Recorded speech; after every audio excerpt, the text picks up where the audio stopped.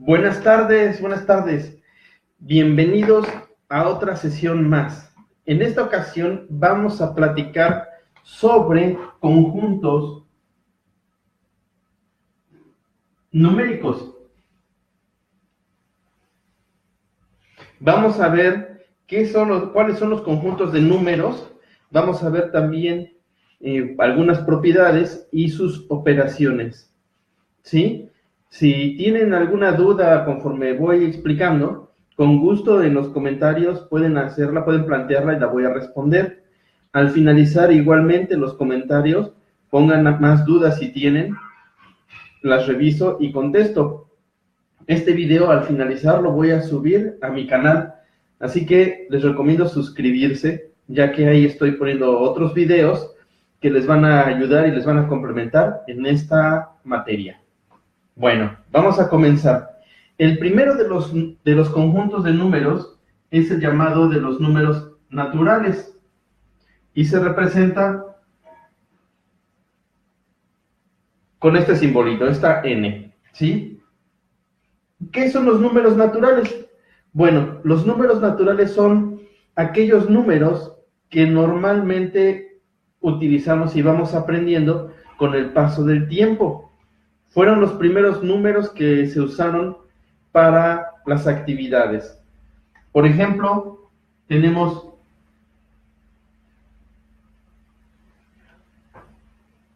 un árbol,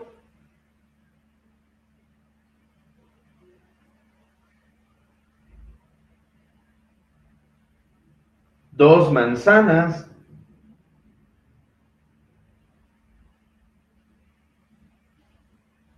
tres pelotas y así sucesivamente, ¿sí? Es un conjunto que nosotros vamos aprendiendo desde pequeños.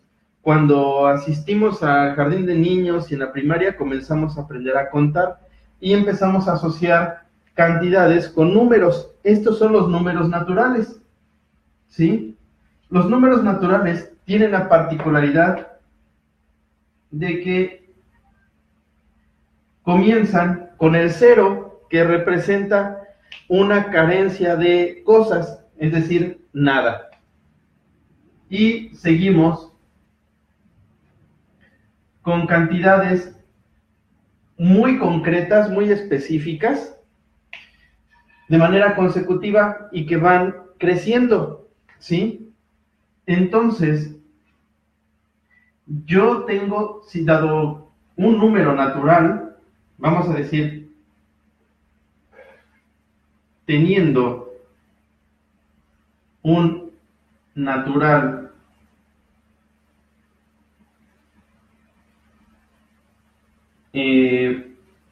cualquiera, puedo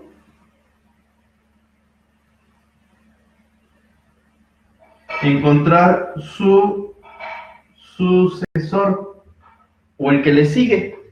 Este sucesor se puede encontrar fácilmente aumentándole 1 al número que yo tenga. Pensemos en cualquier número, por ejemplo, el 7, su sucesor, le aumentamos un 1, es el 8. En cambio, teniendo un número natural cualquiera, puedo encontrar su... Aquí vamos a cambiarle. Predecesor, ¿sí?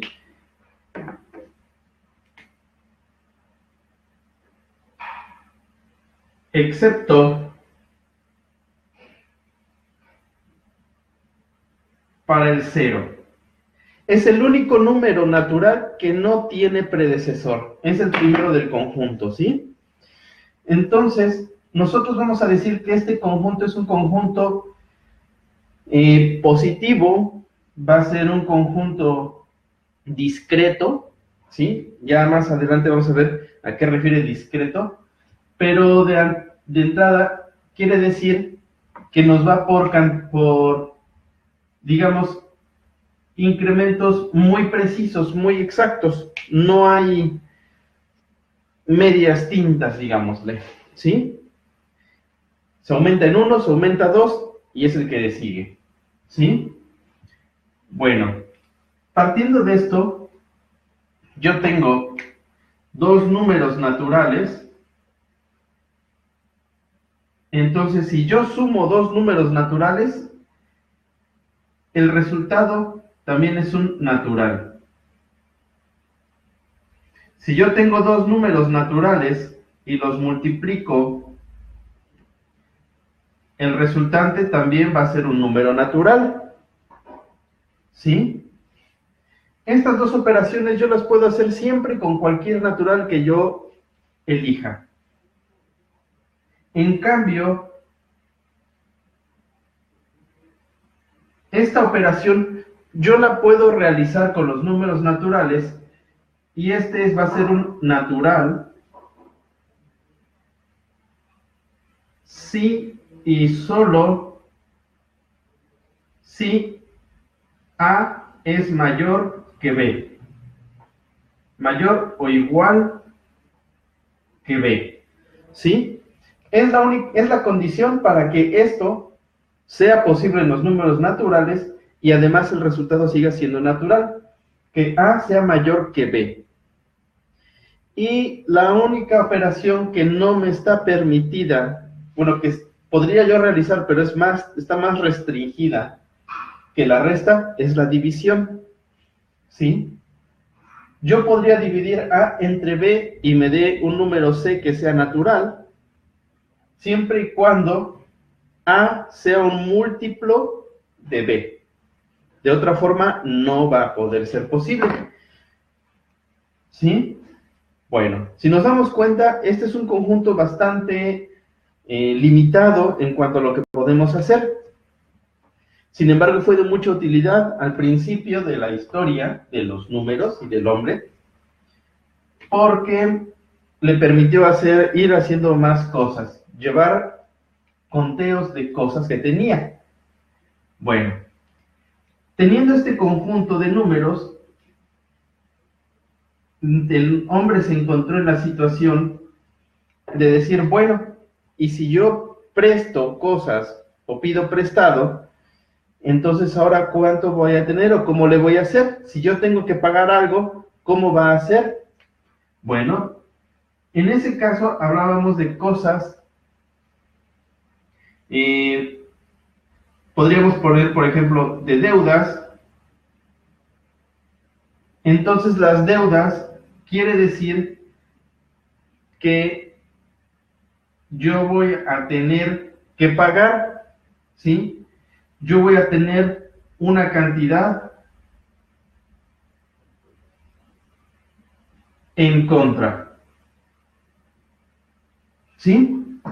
Le debo a mi vecino 5 pesos, le debo al granjero 3 gallinas, por ejemplo, ¿sí? Entonces yo tengo una cantidad en contra.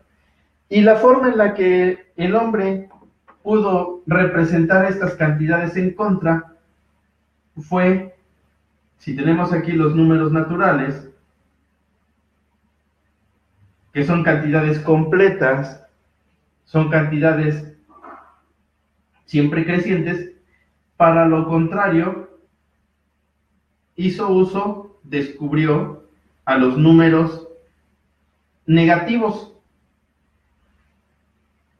Y hasta ese momento lo único que trabajaban eran cantidades exactas, cantidades completas. Sí, como les decía, 5 gallinas, 3 borregos, 2 herramientas, cosas fijas, completas. ¿Sí? Entonces empezó a hacer uso de estos números. Estos, como representan cosas completas, cantidades enteras, pues así se les puso, ¿sí?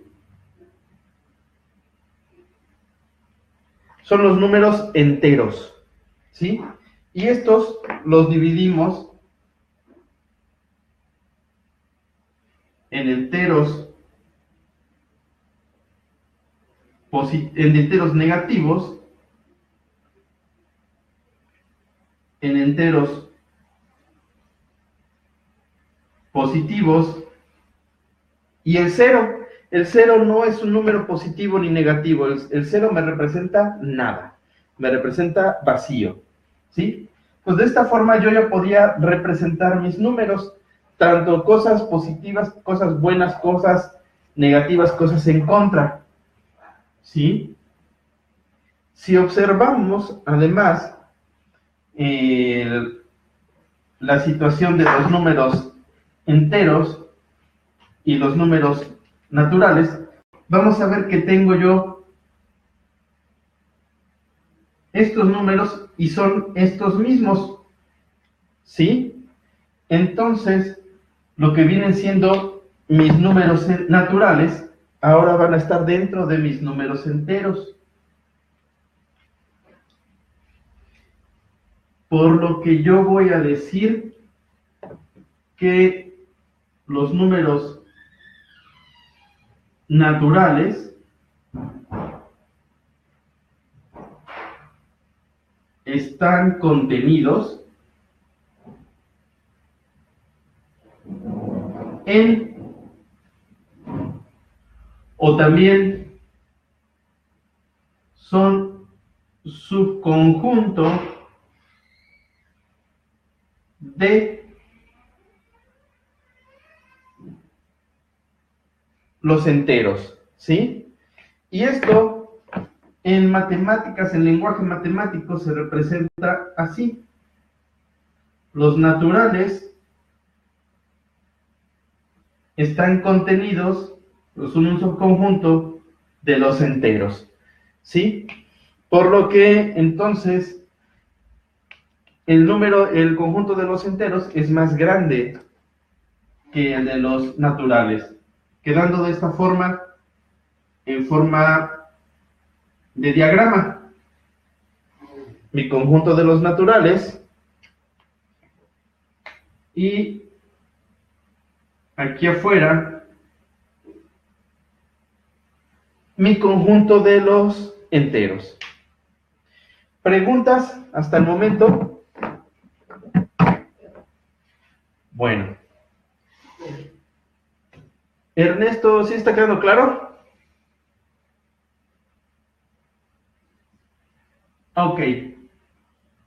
Ahora que ya tenemos los naturales y los enteros, y al siguiente, con el paso del tiempo, fueron surgiendo situaciones donde ya no eran suficientes estos números.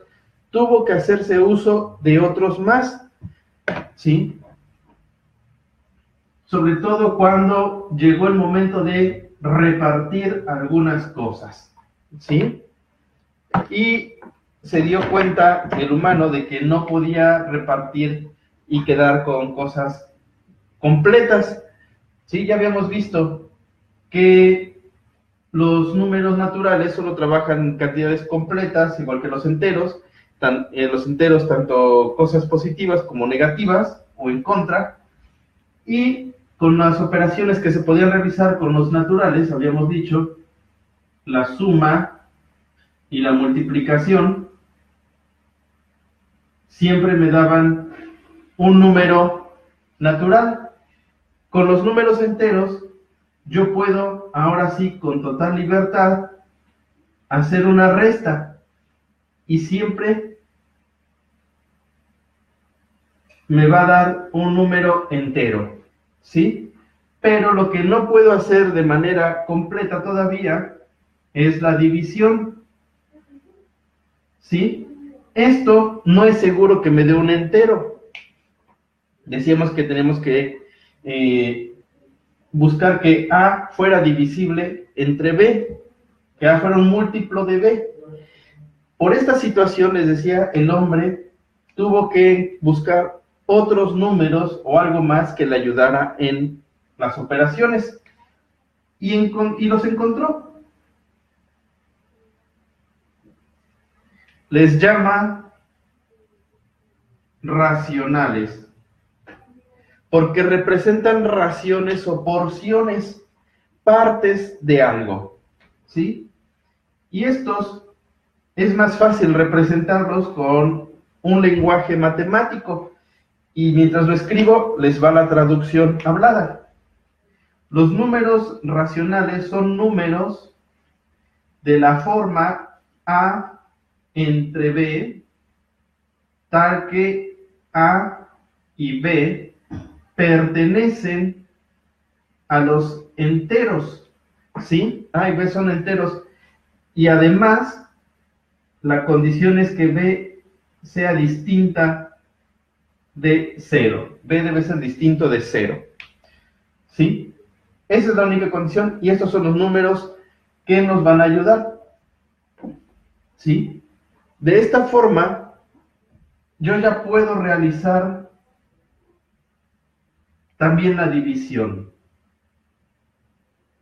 ¿sí? Con la única condición de que B sea distinto de 0, ¿sí? Nuestro conjunto quedaría ahora así.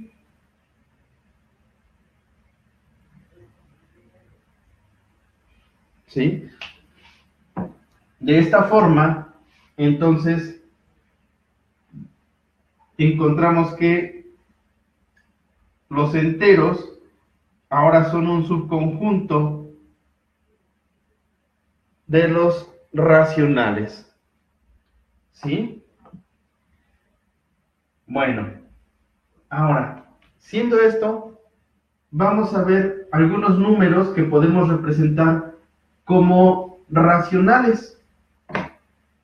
Yo puedo representar un medio, ¿sí? Puedo representar 4/5, puedo representar 7/3, menos 9/4, 12 entre menos 5, y también puedo representar números enteros, ¿sí? Los números enteros, como el 3, en su forma racional, yo lo voy a representar 3/1, ¿sí? El 15, yo lo represento como 15/1, ¿sí? ¿Y qué quiere decir? Que el número de arriba lo voy a dividir entre la cantidad de abajo, ¿sale? De esta forma, si yo tengo 7/3, tengo 2 y me sobra 1. Entonces 7/3 va a ser 2 enteros, 1/3. Tema que habíamos visto también en el video de fracciones o quebrados, la conversión entre estos números, ¿sí? Si yo tengo ahora menos 9/4, aplicamos leyes de los signos también que hay que repasar. Menos entre más da menos, 9/4 es a 2 y me sobra 1. Y esto es menos 2 enteros, 1/4, ¿sí? Aquí estoy utilizando lo que son ya mis números racionales. Entonces, una característica adicional a la suma,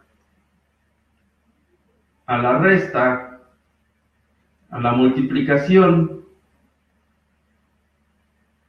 a la división, con la condición de que B sea distinto de 0 para los números racionales, yo puedo encontrar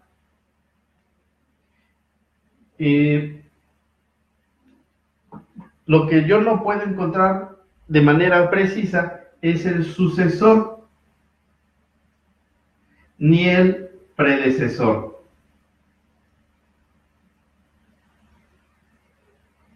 ¿Sí? Estos yo no los puedo encontrar en los números racionales, porque siempre entre cada dos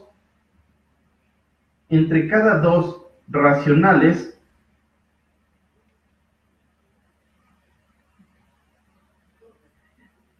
¿sí? Existe dos números que pertenecen a los racionales, existe otro número que también pertenece a los racionales, de tal forma que esté en medio de esos dos, ¿sí? Siempre voy a encontrar un número racional que esté en medio de dos racionales, por lo cual yo no voy a poder saber con precisión cuál es su sucesor o cuál es el predecesor, ¿sí? Esto de acá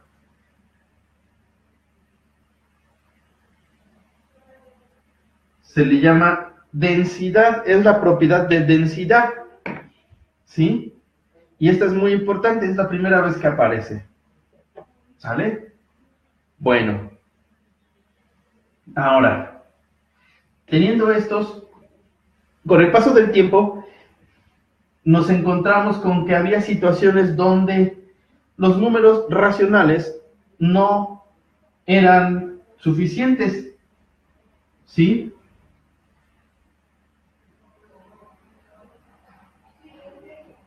Y posiblemente estas situaciones se haya encontrado Pitágoras, ¿sí? Nuevamente nuestro cuate Pitágoras se haya encontrado ante esta situación al poner en práctica el cálculo para su famoso teorema, ¿sí?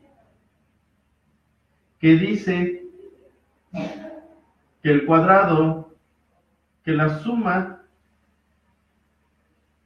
de los cuadrados de los catetos es igual al cuadrado de la hipotenusa. Y si este vale 1 y este vale 1, ¿cuánto vale C? Entonces se encontró con 1 al cuadrado más 1 al cuadrado igual a C al cuadrado. 1 más 1, 1 al cuadrado más 1 al cuadrado es 1 más 1. 1 más 1 son 2. Y para saber el valor de C, hay que sacar raíz cuadrada a ambos. Y, oh sorpresa, resulta que raíz de 2 no es un número racional. ¿Por qué? Porque si yo empiezo a calcular la raíz cuadrada de 2, no voy a parar, voy a encontrarme más y más y más números, ¿sí? Y la secuencia de números que voy a encontrar no se va a repetir. En cambio, con un número racional, si yo hago ciertos cálculos, si yo hago los cálculos tanto de la división, vamos a encontrar que sí se repiten o son finitos, ¿sí? Entonces, cuando se encontró con estos números, por poco lo matan, porque pensaban que hasta ese punto el conjunto de los números ya estaba completo, ¿sí? Era lo suficientemente denso, decían que ya estaban todos los números, pero cuando empezó Pitágoras con estos números, comenzó a encontrar pequeños huecos, ¿sí? Aunque no podía con exactitud encontrar los sucesores y los predecesores, encontró pequeños huecos. Estos huecos que vinieron a completar el conjunto de los números,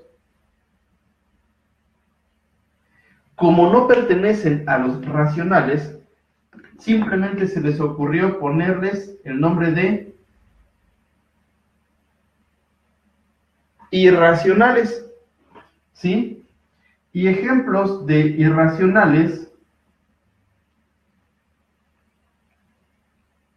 ¿sí? Se representan con esta I. Ejemplos de irracionales es el número pi, la raíz de 2, la raíz de 3, en sí la raíz cuadrada de cualquier número primo, ¿sí? Estos números pertenecen a los irracionales. De esta forma, mi diagrama va a quedar ahora de la siguiente manera. Dijimos que los irracionales es un conjunto muy independiente.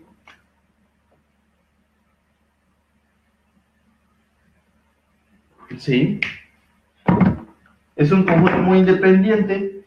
De esta forma yo tengo estos dos, los racionales y los irracionales, y su unión es lo que llamamos reales.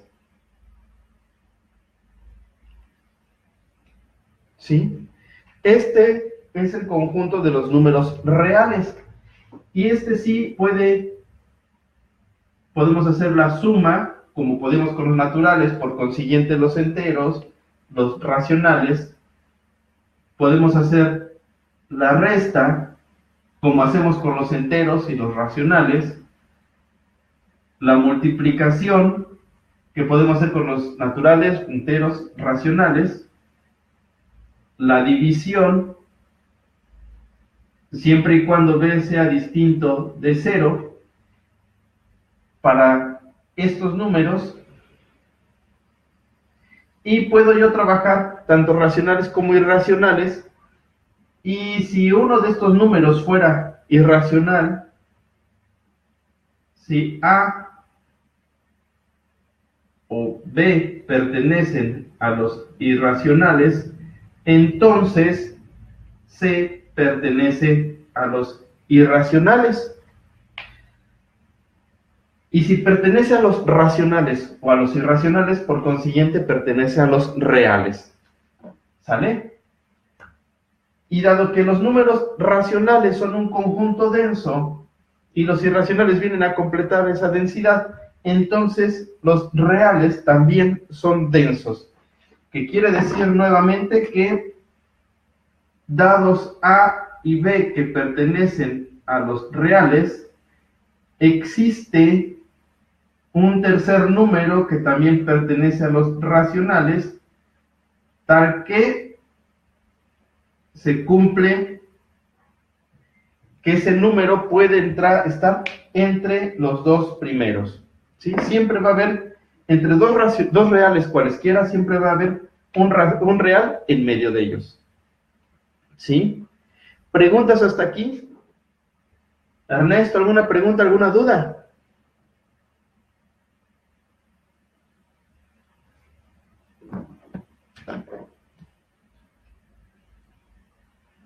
Bueno,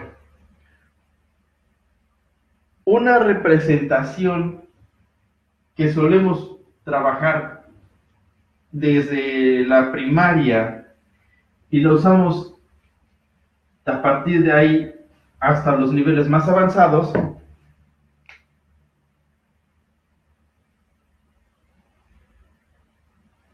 es la recta numérica, ¿sí? O mi recta real, donde yo digo que del lado izquierdo están los negativos, del lado derecho los positivos, y aquí yo voy a ubicar mis reales. Esto lo podemos ver, les digo, aquí, y de manera especial más adelante cuando trabajamos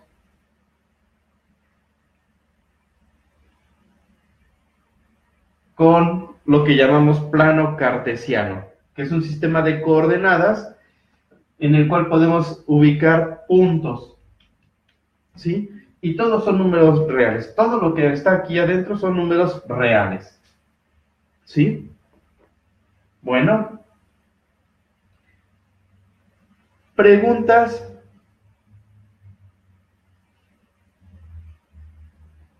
Ya vimos operaciones, ya vimos propiedades, ya vimos los conjuntos numéricos, ¿sí? Entonces, en otro video lo que restaría por ver son propiedades de las operaciones con los números reales, ¿sí? Sus diferentes propiedades. Pues, dudas, quejas, sugerencias, preguntas, comentarios, con mucho gusto en los comentarios del video. Lo voy a subir, les digo, al canal de YouTube. Les recomiendo que se suscriban, ¿sí?